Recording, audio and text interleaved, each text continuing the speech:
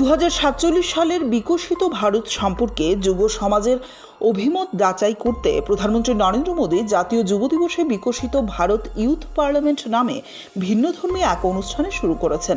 এই অনুষ্ঠানের অঙ্গ হিসেবে শনিবার রাজ্য বিধানসভায় রাজ্যভিত্তিক বিকশিত ভারত ইউথ পার্লামেন্ট 2026 অনুষ্ঠিত হয়। এই অনুষ্ঠান পরিচালনা করেন রাজ্য বিধানসভার উপাধ্যক্ষ রামপ্রসাদ পাল। অনুষ্ঠানে উপস্থিত ছিলেন রাজ্যের পরিষদীয় মন্ত্রী রতনলাল নাথ, কংগ্রেস বিধায়ক বীরজিৎ সিনহা, ক্রীড়া ও যুব কল্যাণ দপ্তরের মন্ত্রী টিঙ্কু রায় প্রমুখ।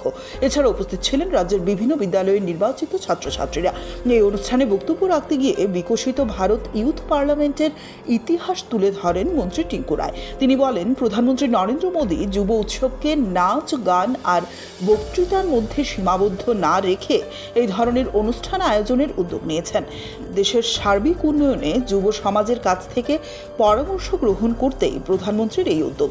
মন্ত্রী আরও বলেন, রাজ্য সরকার রাজ্যের যুব সম্প্রদায়ের বিকাশের লক্ষ্যে একাধিক পরিকল্পনা হাতে নিয়ে কাজ করে চলেছে। তিনি বলেন, গ্রুপ ডির চাকরি পেতে লাইনে দাঁড়ানোর জন্য যুব সম্প্রদায় নয়, আমরা চাই যুবকরা যেন নিজেরা আত্মনির্ভর হতে পারে। এই দিশাতেই সরকার কাজ করে চলেছে। এরই ফলস্বরূপ আজ নতুন শিক্ষানীতি চালু হওয়ার পর বিদ্যালয়গুলিতে ব্যাপক পরিকাঠামোগত পরিবর্তন হয়েছে। গ্রুপ ডি, গ্রুপ সি, যে সমস্ত পরীক্ষা হয় সেই দপ্তরটা আমি দেখি আমাদের ডবল এমএ পাস করা ছেলেমেয়েরা গ্রুপ ডি চাকরি পাওয়ার জন্য শত শত ছেলেমেয়েরা লাইনে দাঁড়ায়। এটা নতুন এডুকেশন পলিসি বলছে যে ডবল এমএ পাস করা একটা ছেলে যখন গ্রুপ ডি চাকরির জন্য লাইনে দাঁড়াতে হয়, সেটাকে আত্মনির্ভরতা বা আত্মসম্মানের বিষয় হয়।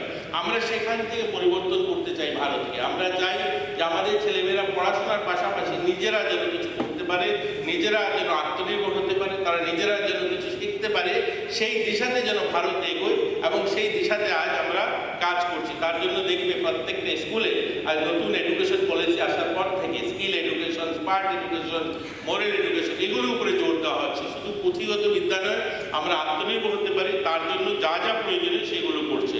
আজকে আমাদের রাজ্যের ছাত্রছাত্রী যারা আছে তাদেরকে ফাইন্যান্সিয়ালি সাপোর্ট করার জন্য আজ এডুকেশন আমরা দেখেছি 12 এবং 10-এ আমাদের সরকার সিদ্ধান্ত নিয়েছে যারা ভালো রেজাল্ট করছে তারা যেন অর্থের অভাবে পিছিয়ে না পড়ে, তার জন্য সিএম ছাত্র প্রকল্প শুরু করা হয়েছে।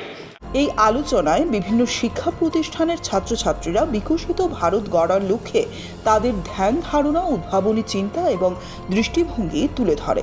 বিধানসভায় এ ধরনের একটি গুরুত্বপূর্ণ আলোচনায় অংশগ্রহণ করতে পেরে খুশি নির্বাচিত ছাত্রছাত্রীরা।